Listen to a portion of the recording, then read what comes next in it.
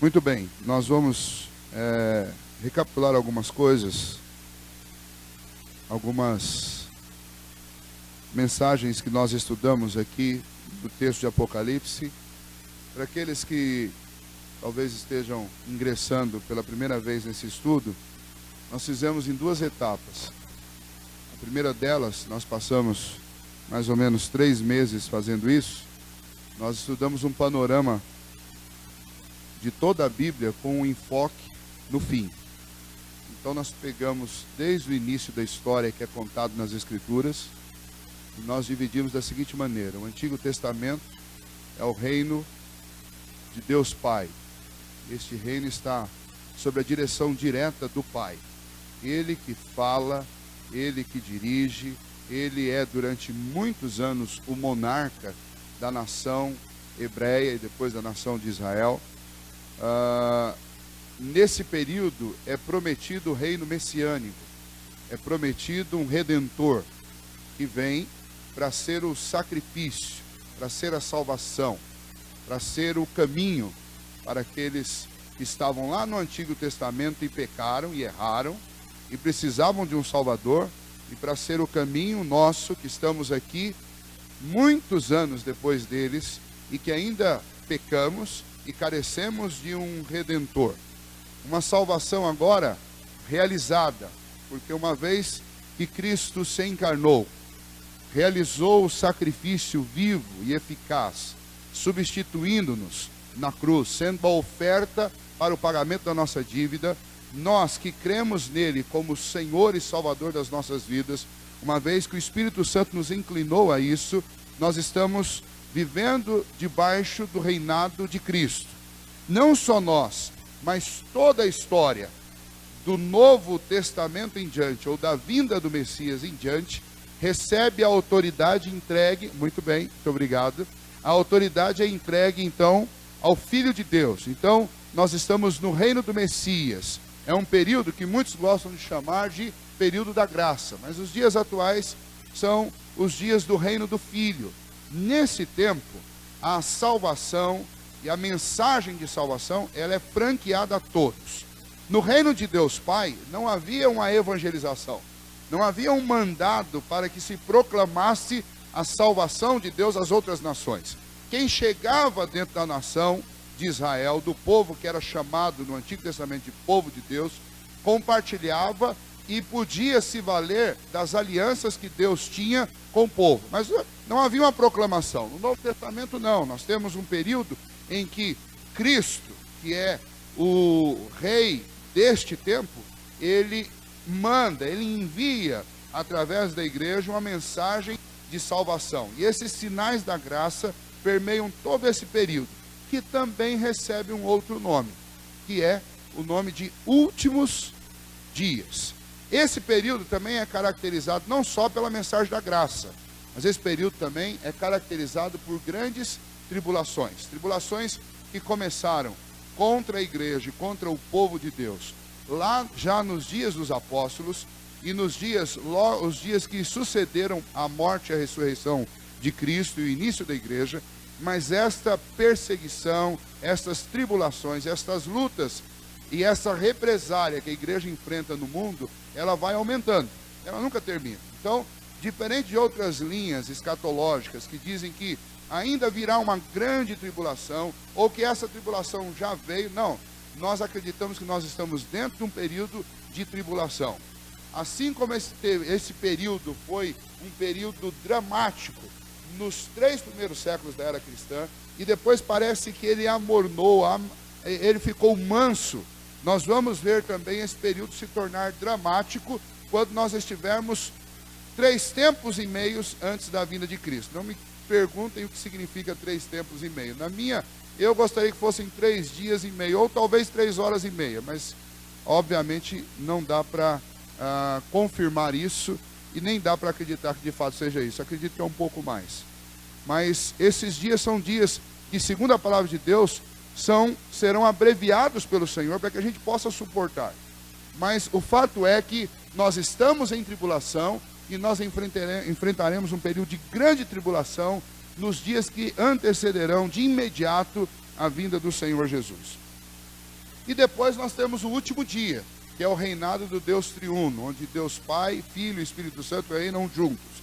Cristo os representará na nova terra, porque nós não podemos ver nem encarar, a Bíblia diz, deixa isso muito claro, nós não podemos contemplar a glória de Deus, nós não podemos ficar frente a frente com o próprio Deus Pai, mas nós vamos tabernacular, nós vamos reinar com Cristo nessa nova terra durante toda a eternidade. Ele será o representante visual da Trindade para nós. Este reino é um reino que jamais terá fim, mas este reino do Deus triuno só vem depois deste último dia. E este último dia nós estudamos sobre ele também largamente aqui. Este dia será um dia que não será regido nem pelo sol, nem pela lua, não será um dia comum de 12 horas de claridade e de escuridão, mas será um grande dia. E nesse dia muitos fatos acontecerão. Esse dia começa com o retorno do Messias, que é a parousia, a vinda de Cristo. Juntamente com Cristo vêm todos os seus santos, todos que já partiram, todos que são do Senhor, desde o começo da história até o último dia, eles virão numa multidão celestial com o Senhor. Os que estiverem vivos nesse dia serão transformados e se reunirão com esta multidão. Aqueles que já, esta grande multidão, ela receberá também os seus corpos de volta, porque eles ressuscitarão, e essas pessoas deixarão apenas de ser almas viventes, mas elas serão pessoas compostas de corpo físico. Os nossos, ou de quem estiver vivo, serão transformados, e aqueles que já morreram serão ressuscitados. Nesse dia, o Senhor vai aniquilar, o Senhor vai exterminar da face da terra a personificação de Satanás, que é esta figura horrenda que aparece desde Apocalipse capítulo 13, que é a figura do homem da iniquidade, juntamente com o anticristo. A palavra de Deus diz que com um sopro da boca do Senhor Jesus, ele vai matá-los, ele vai acabar com eles. Mas nesse dia também o Senhor vai julgar todos os homens ímpios, nenhum escapará do Senhor. E para que eles sejam julgados, todos terão que ser mortos. Todos os ímpios nesse dia perecerão. Eles vão tentar se esconder nos buracos da terra, mas eles não vão poder fazer isso. A Bíblia diz que o céu vai se desenrolar como um rolo. E a Bíblia diz também que o som, o estrondo do mar vai ser tão terrível que as pessoas que moram lá nos desertos vão ouvir o barulho do mar, e aqueles que forem ímpios vão se esconder nas profundezas da terra, e aqueles que forem do Senhor vão dar brados de vitória e vão pular como bois selvagens. Esses são os sentimentos deste último dia. Neste último dia, depois que o Senhor matar todos os ímpios, ele também os fará ressuscitar, para receberem a sentença no juízo de tudo o que fizeram. Este dia termina com o Senhor enviando para o lago de fogo e enxofre, que é a segunda morte, a Satanás, o anticristo, o homem da iniquidade, e todos os demônios e todos os ímpios, para este lugar onde eles passarão a eternidade. E então nós ingressaremos nesse período aí de novo céu e nova terra no reino do Deus triuno. Este é um panorama da nossa história, do começo ao fim, bem resumido. Você não participou do estudo, você perdeu quase um ano de estudo.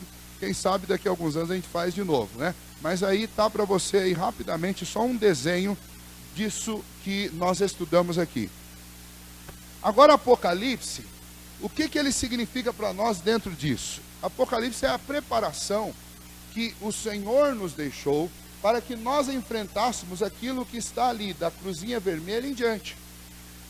Como é que a igreja vai lidar com todas essas coisas, com toda essa história que ainda estava para acontecer quando esse texto foi escrito, e que para nós aqui já aconteceu em muitos aspectos e outros ainda estão se cumprindo? Deus deu essa revelação para João, e João começa essa revelação dizendo: bem-aventurado aqueles que leem, aqueles que ouvem as palavras dessa profecia. Por quê? Porque ela prepara o cristão para esse período. Então Apocalipse não é um livro para você ter medo dele, nem para você deixar fechado na Bíblia, nem para você se desviar dele. Muito pelo contrário, Apocalipse é um livro que você tem que se dedicar, que você tem que se esforçar, que você tem que buscar respostas, e você precisa lê-lo, porque ele nos prepara para fazer uma leitura correta do que está acontecendo hoje. Ele nos prepara para enfrentarmos as coisas que ainda vão acontecer. Ele nos traz também esperança, porque quando nós vamos ler nesse texto, nós temos cenas maravilhosas que Deus mostrou para João, e João retratou quase que como um poeta, de como é o céu, do que as pessoas, aqueles que já morreram, estarão fazendo no céu, como nós vamos ver nesse texto, alguns dias ou alguns momentos antes da vinda do Senhor Jesus. O que eles vão estar fazendo? O que a igreja vai fazer depois que Cristo vier? Esses textos trazem esperança para o nosso coração. Então nós estudamos versículo por versículo de Apocalipse até o final do capítulo 14. E hoje então quero começar o capítulo 15. Vamos ver se a gente vai conseguir terminar. Obrigado, Rubinho. Pode retirar agora, pode acender a luz. Nós voltamos lá então para o nosso texto. Eu vou recapitular também os capítulos de Apocalipse aqui e as imagens que apareceram. Então, para você que não participou, nos capítulos de 1 a 3, nós vimos que por meio da pregação da palavra, aplicada ao coração da igreja pelo Espírito Santo, nós temos o reino de Deus estabelecido, a igreja, este corpo de Cristo na terra. Estas são as mensagens que foram trazidas aos candeeiros e aos anjos, lá das 7 igrejas de Apocalipse. Então, os 3 primeiros capítulos, nós temos 7 igrejas, nós temos 7 mensagens, nós temos 7 pastores e nós temos o Senhor Jesus falando com cada uma delas. E este é um exemplo do que Cristo faria e do que Cristo está fazendo durante todo esse tempo nosso até a segunda vinda dele. Cristo é o Senhor da igreja. Ele caminha no meio da igreja. Ele sustenta os líderes da igreja. Este é o relacionamento que Jesus tem com a igreja. Então, quando João recebeu essa visão, ele estava mostrando, estava ensinando para a igreja que em todo tempo, em qualquer lugar onde a igreja estivesse, Cristo estaria no meio dela. Ele tem a igreja em suas mãos. Ele é o Senhor da igreja. Nada acontece na igreja fora da direção do Senhor. E quando alguma coisa acontece que nós não sabemos o porquê, Cristo é a resposta para a igreja, né? Ele é aquele que fala com a igreja. Então os 3 primeiros capítulos mostram isso. Nos capítulos 4 a 7, nós vimos que o povo de Deus foi, é e ainda será perseguido repetidas vezes no mundo, exposto a provas, a aflições, a tribulações, e isso faz parte da história que Deus escreveu. Nós vimos isso através da demonstração ou da figura dos 7 selos que aparecem em capítulo 4, 5, 6 e 7. Especialmente nesses capítulos nós temos uma visão nova, e é uma visão que traz segurança para João. João, a impressão que nós temos é que Deus o leva à sala de controle do universo. Então ele vai para um lugar onde ele encontra o Senhor, o Filho de Deus segurando um livro, e só ele pode ler esse livro, e o que ele lê nesse livro ele faz. Ele tem o controle absoluto sobre tudo que acontece, e então o universo não é uma história que está sendo desenvolvida a ermo, debaixo das coincidências e circunstâncias. Não, o universo é um lugar completamente organizado e dirigido pelo Senhor. Nada foge ao seu controle. Quem está sentado na cabine de comando do universo é o Senhor. E ele não é como aquele capitão daquele navio lá, né? Ele não foge do barco antes da hora, de jeito nenhum. Muito pelo contrário, ele é o Senhor de tudo. Então, a igreja é perseguida? É perseguida. A igreja passa por aflições? Passa. A igreja está em tribulação? Está. Mas o Senhor está no controle. Aí um adendo que eu sempre faço quando eu falo que a igreja está em tribulação, é que na maioria das vezes que a gente fala isso, as pessoas dizem: ah, pastor, não está nada, estamos numa boa aqui no Brasil, não está acontecendo nada conosco. Se você acha que você está numa boa, então eu vou dizer, sabe qual é a sua situação? Não sei se você já viu como que faz para cozinhar siri ou caranguejo. Você pega ele vivinho e coloca na água fria. E coloca a água fria em cima do fogo, e você vai esquentando o fogo devagarzinho. E ele vai, a água vai ficando morna, vai dando um sono nele. E ele dorme e morre. Cozido, em banho-maria. Então, esse é o pior tipo de tribulação que tem. Ninguém vai chegar na sua frente com com uma arma e vai apontar: Zé, nega Jesus ou morre. Não. Mas o Zé vai ser tentado para negar Jesus. De um jeito que ele vai achar gostoso. De um jeito que ele vai achar bonito. De um jeito que ele vai achar que não está fazendo nada de errado. É assim. Essa é a tribulação que Deus escolheu para nós. Porque se Ele quisesse que você fosse atribulado na frente de um urso, ou na frente de um guarda, ou na frente, ou dentro de uma arena, Deus teria feito a gente nascer lá no primeiro século da era cristã.